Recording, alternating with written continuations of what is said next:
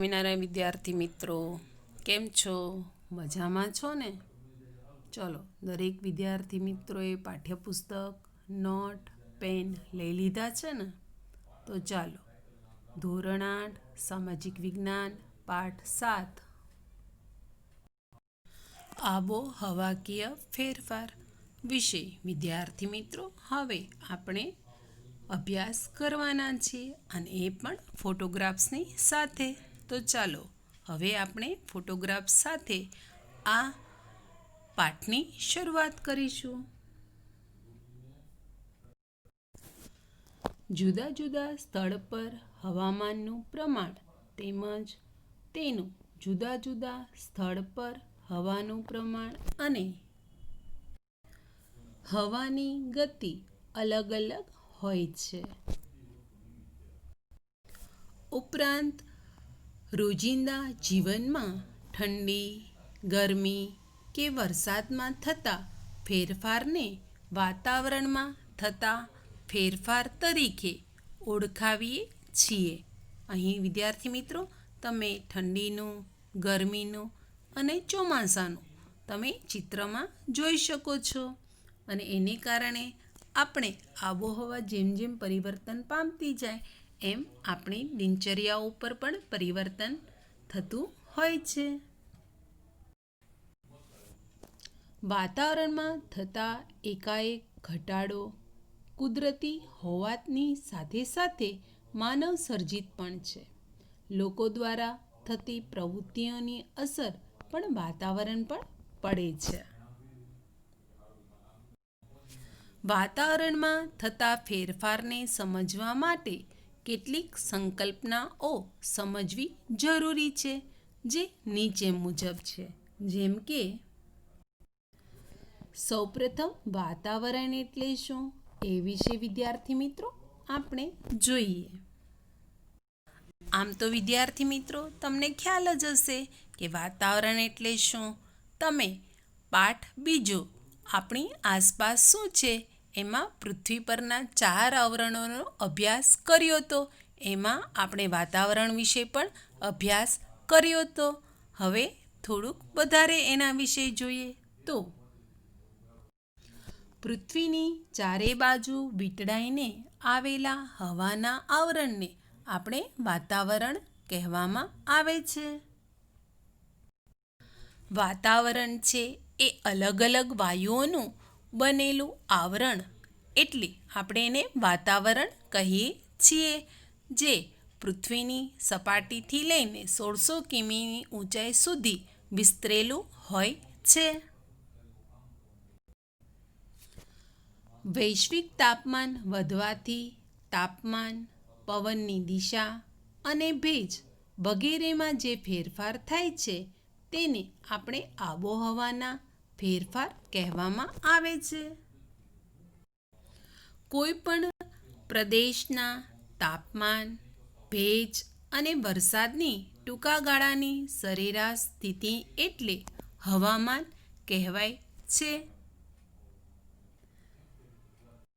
વિદ્યાર્થી મિત્રો આપણે આબોહવા એટલે શું એ વિશે જોઈએ તો કોઈ પણ પ્રદેશના 35થી વધારે વર્ષોના સરેરાશ તાપમાન, ભેજ અને વરસાદની સરેરાશ સ્થિતિ એટલે કે આબોહવા કહેવામાં આવતું હોય છે. વિદ્યાર્થી મિત્રો તમે તમારા પાઠ્યપુસ્તકમાં આબોહવામાન એટલે શું એ વિશે પેજ નંબર 38 ઉપર આપેલું છે અને અહીં પણ દર્શાવવામાં આવ્યું છે. આપેલ સંકલ્પનાઓમાં જો સંતુલન રહે તો વાતાવરણ પર કોઈ ફેરફાર જોવા મળતો નથી. એટલે કે હવામાન અને આબોહવામાન જો એક સરખું રહે તો કાંઈ ફેરફાર પૃથ્વી ઉપર જોવા મળતું નથી. પરંતુ જો હવામાન કે આબોહવામાનમાં કોઈ માનવ સર્જિત કારણોસર ફેરફાર થાય તો તે ઘણા ઘાતકીય સાબિત થાય છે. તમે ચિત્રમાં જોઈ શકો છો. જેમ કે તેના દ્વારા ઉદ્ભવતી ગ્રીન હાઉસ ઇફેક્ટ તમે ચિત્રમાં જોઈ શકો છો. એટલે કે પૃથ્વી ઉપર સૂર્યનો તાપ કેટલો પડે છે એ વિશે જોવાનું છે અને આપણે એને સમજવાનું પણ છે. વિદ્યાર્થી મિત્રો, અહીં તમને ચિત્રમાં સૂર્યના કિરણો પૃથ્વી ઉપર પડે છે અને પૃથ્વી ગરમ થાય છે એ તમે ચિત્રમાં જોઈ શકો છો. અને એ દ્વારા જે ગરમી ઉદ્ભવતી હોય એને આપણે ગ્રીન હાઉસ ઇફેક્ટ કહીએ છીએ. હવે વિદ્યાર્થી મિત્રો, ગ્રીન હાઉસ ઇફેક્ટ એટલે શું એ વિશે જોઈએ તો ઠંડી આબોહવાવાળા દેશોમાં સૂર્યતાપ ઓછો મળતો હોવાથી છોડ, શાકભાજી અને વૃક્ષોનો વિકાસ અટકે છે. શું કામ વિદ્યાર્થી મિત્રો? તમે હિલ સ્ટેશન ઉપર ગયા હશો તો ત્યાં તમે જુઓ છો ને, એકદમ ઠંડી વાતાવરણ હોય છે અને એને કારણે ત્યાં છોડો, ઝાડવાઓનો વિકાસ ઓછો થાય છે અને શાકભાજી પણ ઓછા મળતા હોય છે. જો અહીં તમને ચિત્રમાં આપેલું છે કે છોડ, શાકભાજી અને વૃક્ષોનો વિકાસ અટકે છે. તો આ કઈ જગ્યાએ અટકતો હોય? તો હવે તમે કહેશો કે જ્યાં ઠંડી વધુ પડતી હોય ત્યાંનો આ છોડ છે, શાકભાજી છે અને વૃક્ષોનો વિકાસ અટકી જતો હોય છે. તેથી પર્યાપ્ત માત્રામાં ગરમી મળી રહે એવી કૃત્રિમ વ્યવસ્થા કરવામાં આવે છે, જેના માટે કાચ કે કાપડની છત રાખવામાં આવે છે કે જ્યાં ગરમીનું પ્રમાણ જળવાઈ રહે. હવે વિદ્યાર્થી મિત્રો, કાચ અને કાપડની છત કેવી હશે એ હું તમને ચિત્રો દ્વારા બતાવું છું. જો વિદ્યાર્થી મિત્રો, અહીં તમે પહેલું ચિત્ર જુઓ છો ને, એમાં આખા કાચનું છત આપેલી છે કે ભાઈ સૂર્યનો પ્રકાશ છે એ કાચ ઉપર પડે અને અંદરની જે છોડ છે, શાકભાજી છે, તો કે એના બિયા નાખ્યા હોય એને કારણે એ છોડ છે એ મોટો થાય, એટલે કે સૂર્યપ્રકાશની હાજરી મળી રહે. એ જ રીતે તમે કાપડની પણ છત તમે બનાવી શકો છો કે જેને કારણે સૂર્યના કિરણો અંદર સુધી પ્રવેશી શકતા હોય છે અને ગરમીનું પ્રમાણ જળવાઈ રહે અને તો છોડ, શાકભાજી અને વૃક્ષોનો વિકાસ થાય. ગ્રીનહાઉસ ઇફેક્ટ દ્વારા સામાન્ય ઋતુ સિવાયની ઋતુમાં પણ સારી ગુણવત્તાવાળા શાકભાજીનું વધુ ઉત્પાદન લઈ શકાય છે. ઇઝરાયલ જેવો દેશ આ ટેકનોલોજી દ્વારા શાકભાજીનું વધુને વધુ ઉત્પાદન મેળવીને તેની નિકાસ દ્વારા કરોડો ડોલરનું હુંડિયામણ કમાય છે. વિદ્યાર્થી મિત્રો, તમને એમ થશે ઇઝરાયલ દેશ તો સાવ નાનો છે અને એ તો રણ પ્રદેશ છે, પણ આજે એ રણ રહ્યું નથી, કારણ કે એને ખેતી માટે ટપક સિંચાઈ પદ્ધતિ પણ અપનાવે છે અને સાથે સાથે તમે જોયું ને, છોડ છે, શાકભાજીના ઉછેર માટે તમે અહીં ચિત્રમાં જોઈ શકો છો કે કાચની અથવા કાપડની છત રાખીને સૂર્યપ્રકાશ સહેલાઈથી મળી રહે એવું એમનું આયોજન હોય છે. એટલા માટે કરોડો ડોલરનું હુંડિયામણ એટલે કે પૈસા કમાય છે. ઉપરાંત શાકભાજી પાકોની ખેતીના પાયારૂપ પ્રશ્નોના નિરાકરણ માટે ઘરોની ફેરરોપણી દ્વારા ઉત્પાદન કરી આ ટેકનોલોજી ઉપયોગી અને ફળદાયી સાબિત થઈ છે. પ્રકાશની ગુણવત્તાનો આધાર તેના કિરણોની લંબાઈ અને પ્રકાશના સમયગાળાનો આધાર ઋતુ પર વિસ્તાર પર રહેલો છે. તેથી આ પરિબળને પાકની જરૂરિયાત મુજબ નિયંત્રણમાં લાવી શકાય છે. હવે વિદ્યાર્થી મિત્રો, આપણે ગ્રીનહાઉસ ઇફેક્ટ વિશે હવે જોયું હતું. હવે સાથે સાથે ગ્લોબલ વોર્મિંગ, વૈશ્વિક તાપમાનની વૃદ્ધિ એટલે શું એ વિશે હવે આપણે વિગતે અભ્યાસ કરીશું. ભૂતકાળમાં જ્યારે સૂર્યમંડળની રચના થઈ અને પૃથ્વી એ સૂર્યની ફરતે પ્રદક્ષિણા કરવાનું શરૂ કર્યું, ત્યારે પૃથ્વી એ ફક્ત અગનગોળા સ્વરૂપે હતી, એટલે કે સૂર્ય ધગધગતા વાયુનો ગોળો હતો એમાંથી આપણા 9 ગ્રહો છૂટા પડ્યા. એમાં પૃથ્વી એક અગ્નિ સ્વરૂપ ગોળારૂપ જ હતી. અને તમે ચિત્રમાં જોઈ શકો છો કે પૃથ્વી સૂર્યમાંથી છૂટી પડી પછી એ સૂર્યની ફરતે શું કરવા લાગી હતી? તો કે પ્રદક્ષિણા કરતી રહી. લાખો વર્ષ બાદ પૃથ્વીનો ગોળો ઠર્યો બાદ તેની સપાટી પરનું પડ સખત બન્યું, જેને આપણે ધરતી કહીએ છીએ. જો વિદ્યાર્થી મિત્રો, અહીં હવે આપણે સૂર્યમાંથી જ્યારે પૃથ્વી છૂટી પડી પછી જ્યારે એનું પહેલું પડ ઠંડુ પડ્યું એટલે એનું અસ્તિત્વ આવું તમને ચિત્રમાં દેખાય છે. એવું આનું અસ્તિત્વ આવ્યું. તમે વિદ્યાર્થી મિત્રો પાઠ બીજામાં ભણ્યા હતા ને મૃદાવરણ વિશે. એ પૃથ્વીનો પહેલો ભાગ જેને આપણે મૃદાવરણ કહીએ છીએ અથવા આપણે એને ધરતી પણ કહેતા હોઈએ છીએ. જો પૃથ્વીનો જે પહેલો પોપડો ઠંડો થયો વર્ષો પછી અને એને આપણે જેને ધરતી કહીએ છીએ એને મૃદાવરણ કયો, ખડકાવરણ કયો, ઘનાવરણ કયો તો પણ ચાલતું હોય છે. કારણ કે એ ઘન પદાર્થનું બનેલું હોય છે એટલે એને ઘનાવરણ કહેવાય. શિલાવરણ પણ કહેવાય કે એ પણ પથ્થરોનું બનેલું જ છે. અને મૃદ એટલે કે માટી અને આવરણ એટલે પડ એટલે મૃદાવરણ પણ તમે એને કહી શકતા હો છો. ધરતીને અલગ અલગ નામથી આપણે બોલાવી શકીએ છીએ. એટલે તમે પાઠ બીજામાં આપણી આસપાસમાં તમે આ મૃદાવરણ વિશે પણ વિદ્યાર્થી મિત્રો અભ્યાસ કર્યો હતો. બરાબર ને? પૃથ્વી પર વર્ષો સુધી જ્વાળામુખીઓ ફાટવાની, વરસાદ અને બાષ્પીભવનની ઘટમાળા ચાલી, જેના દ્વારા પૃથ્વી પર સમુદ્રો બન્યા એમ પણ કહી શકાય છે. તમે પૃથ્વીનું જલાવરણનો ભાગ ભણ્યા હતા ને પાઠ બીજામાં. એ પૃથ્વી પરમાં કાર્બન ડાયોક્સાઇડ પાણીમાં દ્રાવ્ય હોવાને કારણે સમુદ્રમાં અને કાર્બોનેટ ખડક સ્વરૂપે પૃથ્વીના પેટાળમાં દટાઈ જાય છે. જો અહીં તમે એના ડોટ્સ બ્લેક દેખાય છે એ કાર્બન ડાયોક્સાઇડ વાયુ છે જે પાણીમાં દ્રવ્ય થઈ જાય છે. અને કાર્બોનેટ છે એ ખડક સ્વરૂપે હવે હું તમને દેખાડું ચિત્રમાં. જો વિદ્યાર્થી મિત્રો, અહીં કાર્બોનેટ છે એ ખડક સ્વરૂપે પૃથ્વીના પેટાળમાં જમીનમાં અંદર પણ દટાયેલો હોય છે અને ઉપર પણ હોય છે.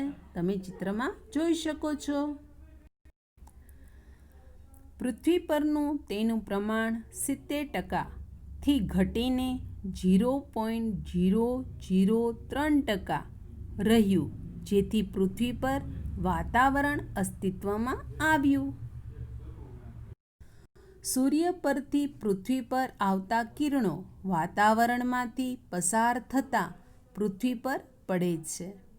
આ કિરણોમાંના કેટલાક કિરણો વાતાવરણમાં શોષાઈ જાય છે અને કેટલાક કિરણો અંતરિક્ષમાં પાછા ફરે છે. તમે ચિત્રમાં જોઈ શકો છો. એરાની મદદ તમને દીધેલી કે સૂર્યના કિરણો પૃથ્વી પર પણ પડે છે અને પૃથ્વી ઉપરથી પાછા અવકાશમાં જતા રહે છે. એટલે કે અંતરિક્ષમાં એ કિરણો પરાવર્તન પામી અને જતા રહે છે. એ તમે જોઈ શકો છો. પૃથ્વી પર એકધારા વાતાવરણને પરિણામે ઋતુ શક્ય બની અને કહેવાય છે કે એક કોષી જીવ લઈને માનવી સુધીનું જીવન સરળ બન્યું. તો એક કોષી જીવથી લઈને માનવી સુધીનું જીવન સરળ બન્યું. કઈ રીતે? તો કે વાતાવરણને કારણે. ઔદ્યોગિક યુગમાં માનવીએ જાણે કુદરત સાથે હરીફાઈ શરૂ કરી હોય એવી રીતે તમે ચિત્રમાં જોઈ શકો છો ને. વધારે અવાજવાળા, વધારે ધુમાડા, કારખાના અને મિલોમાંથી જે ધુમાડા નીકળે એના કારણે અને જળ પ્રદૂષણ એટલે કે પાણીનું કારખાનાના પાણી, ગંદુ પાણી નદીઓમાં છોડવાથી ત્યાં માનવીએ જાણે કુદરત સાથે હરીફાઈ શરૂ કર્યું એનું આ તમે ચિત્ર છે. પેટ્રોલિયમ ની બેફામ વપરાશ, વીજળી ઉત્પાદન માટે કોલસો બાળવાનો, મોટા મોટા કારખાનાઓ માટે બળતરના ઉપયોગ દ્વારા પૃથ્વી પર કાર્બન ડાયોક્સાઇડ વાયુ અને ઝેરી વાયુઓનું પ્રમાણ ભયજનક કક્ષાએ લાવી મૂક્યું છે. એટલે કે આપણે વાહનોમાંથી ધુમાડા નીકળે છે એ કાર્બન ડાયોક્સાઇડ વાયુ છે અને એ ઝેરી વાયુઓ છે એ વાતાવરણમાં ભળે છે અને એમાં ભયજનક કક્ષાએ આપણે આજે વાતાવરણને પહોંચાડી દીધું છે. જો અહીં પણ તમને ચિત્ર દીધેલું છે. પેટ્રોલિયમ આપણે પેટ્રોલનો બેફામ વધારો કરીએ છીએ, વીજળીનું ઉત્પાદન બેફામ કરીએ છીએ, કારખાનાઓ માટે કોલસાનો વધારે ઉપયોગ કરીએ છીએ બળતર તરીકે. અને તમે આગળ ચિત્ર વિદ્યાર્થી મિત્રો જોયું હતું કે વાહનોના ધુમાડાને કારણે જેમાંથી કાર્બન ડાયોક્સાઇડ વાયુ અને બીજા ઝેરી વાયુઓ છે એ વાતાવરણમાં ભળે છે. એ તમે જોયું હતું,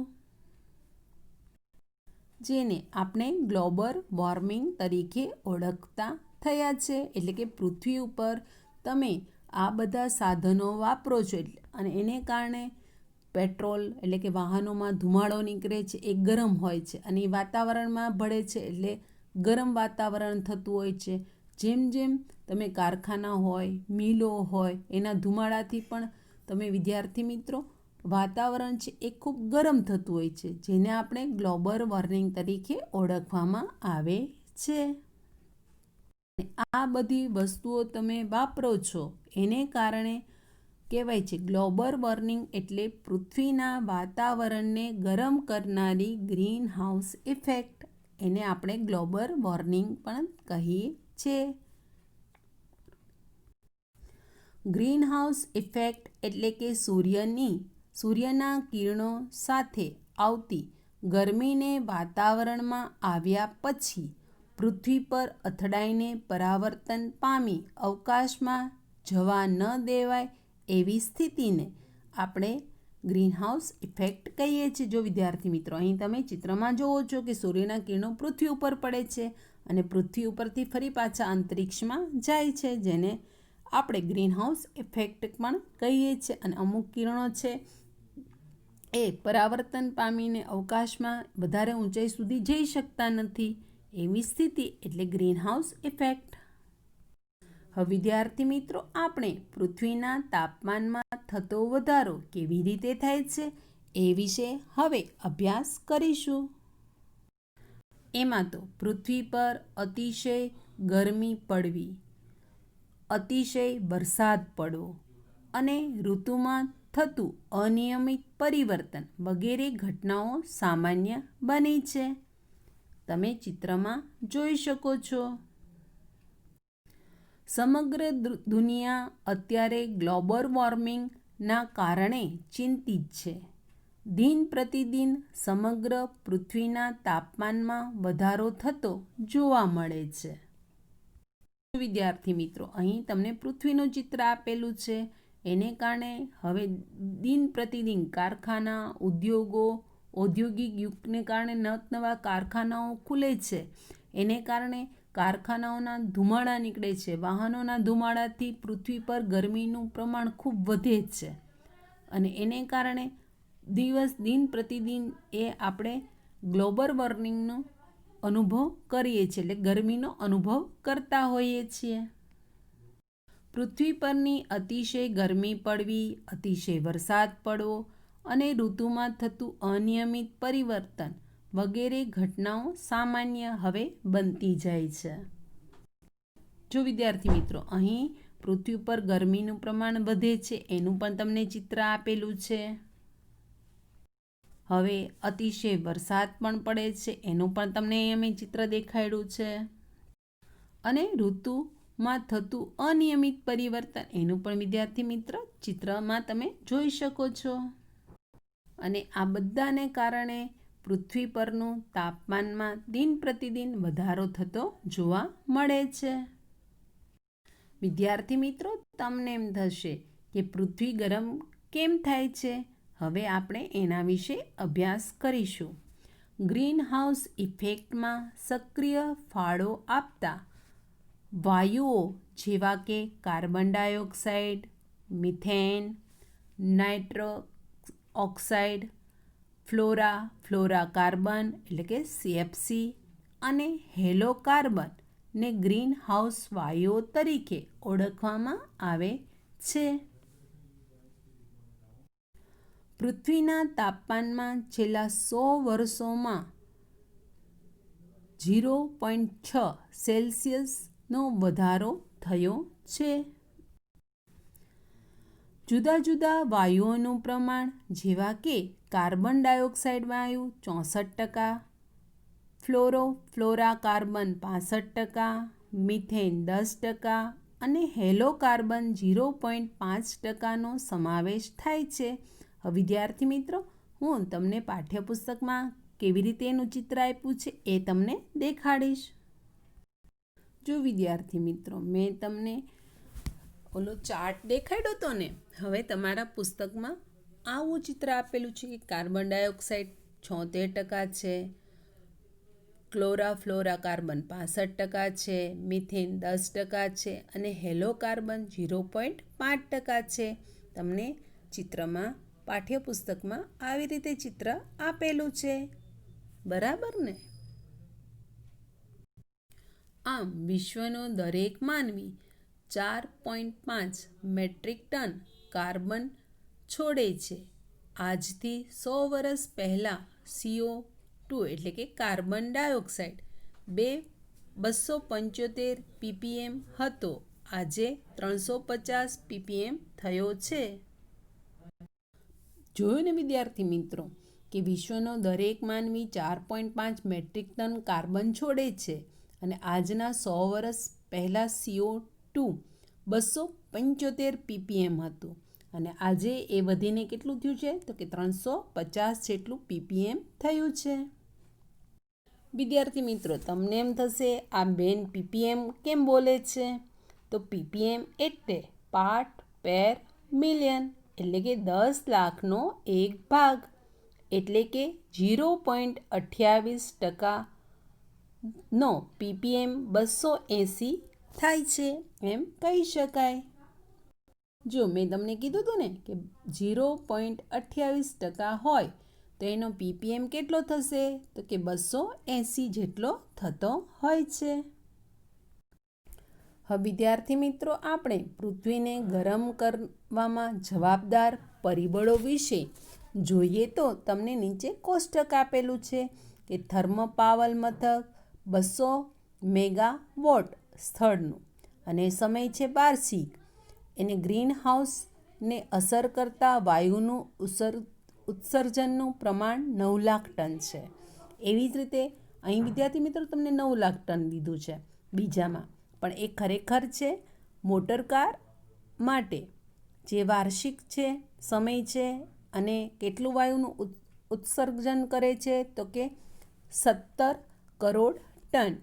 એ જ રીતે એસીનું છે સરેરાશ તમે 2 કલાક વાપરો 24 કલાકમાં સમય છે અને એનું 2230 કિલોગ્રામ જેટલું વાયુનું ઉત્સર્જન કરે છે. એ જ રીતે ટીવી છે, સમય 24 કલાક 190 કિલોગ્રામ વાયુનું ઉત્સર્જન. ટ્યુબલાઇટ છે તો 24 કલાક 88 કિલોગ્રામ વાયુનું ઉત્સર્જન. કોમ્પ્યુટર 24 કલાક 130 કિલોગ્રામ વાયુ ઉત્સર્જન. એ જ રીતે ફ્રીજ 24 કલાક 920 કિલોગ્રામ વાયુનું ઉત્સર્જન. હવે વિદ્યાર્થી મિત્રો, તમને પાઠ્યપુસ્તકનો આવો કોષ્ટક દેખાડો.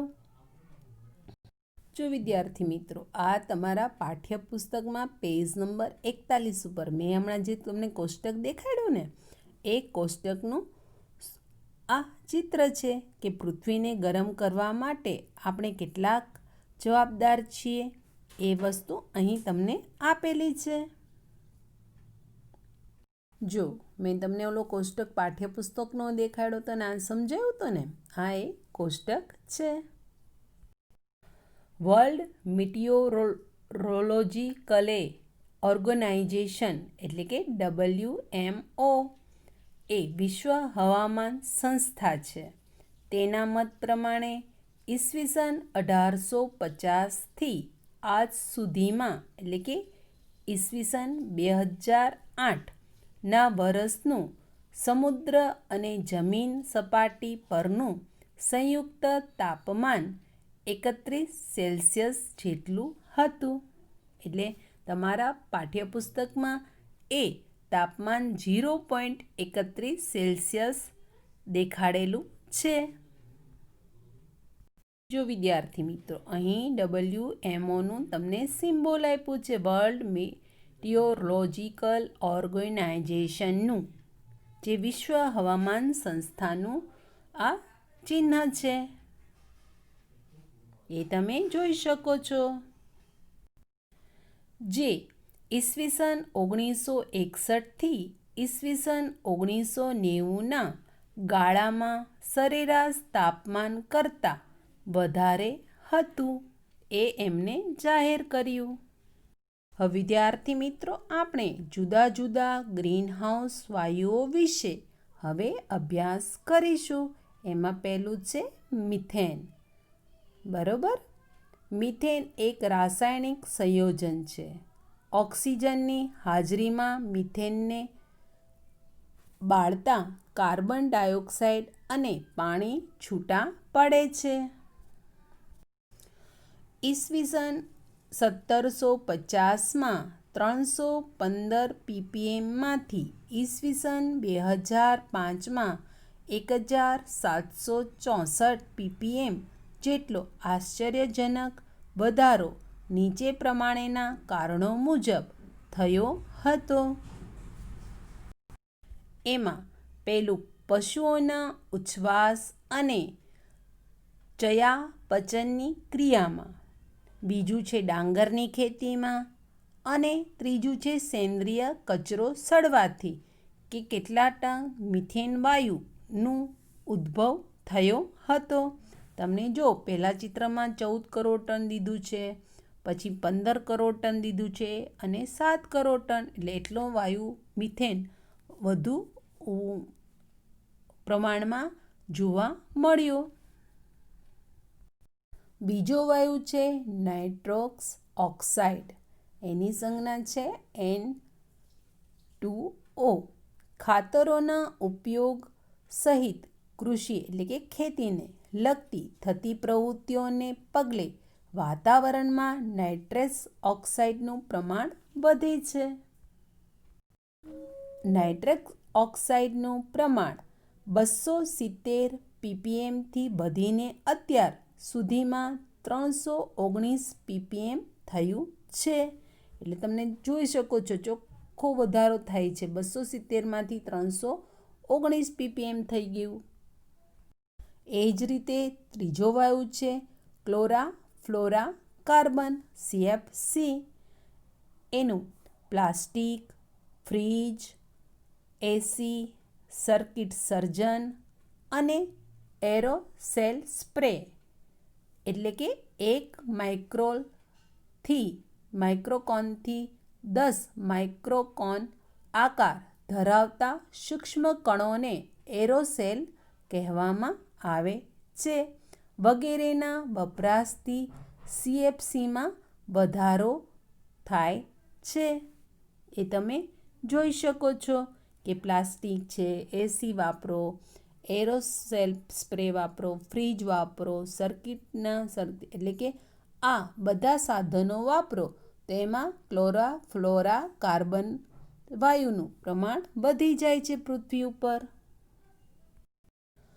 આમ એક વ્યક્તિ દ્વારા પ્રતિદિન જે વસ્તુઓ ગ્રહણ કરવામાં આવે છે તેમાં લગભગ 80% વાયુઓ હોય છે, એટલે કે ક્લોરાફ્લોરા કાર્બનની અંદર.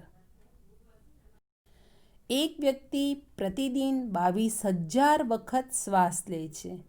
તેથી ઓક્સિજનયુક્ત વાતાવરણમાંથી 16 kg એટલે કે કિલોગ્રામ જેટલા વાયુનું સેવન કરે છે.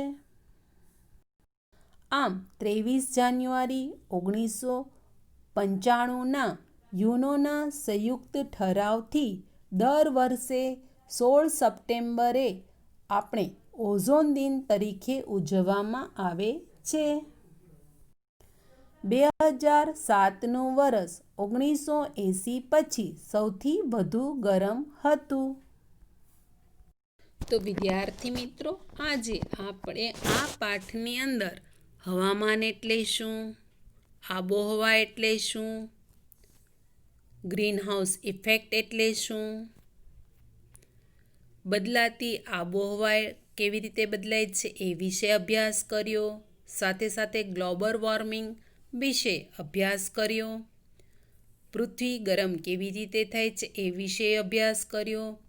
અને આપણે પૃથ્વી પરના જે વાયુઓ હતા, કાર્બન ડાયોક્સાઇડ, ક્લોરાફ્લોરાકાર્બન, મિથેન અને હેલોકાર્બન વિશે પણ અભ્યાસ કર્યો. અને સાથે સાથે આપણે પૃથ્વીને ગરમ કરનારા આપણે વ્યક્તિ કેટલા પૃથ્વીને ગરમ કરવા માટે જવાબદાર છીએ, આપણે એવા કેવા કેવા સાધનો વાપરીએ છીએ કે જેથી કરી પૃથ્વી આટલી બધી ગરમ થતી હોય છે એ વિશે અભ્યાસ કર્યો. સાથે સાથે આપણે મિથેન, નાઇટ્રો ઓક્સાઇડ અને ફ્લોરાકાર્બન વિશે વિદ્યાર્થી મિત્રો આજે આપણે અભ્યાસ કર્યો. જય સ્વામિનારાયણ વિદ્યાર્થી મિત્રો.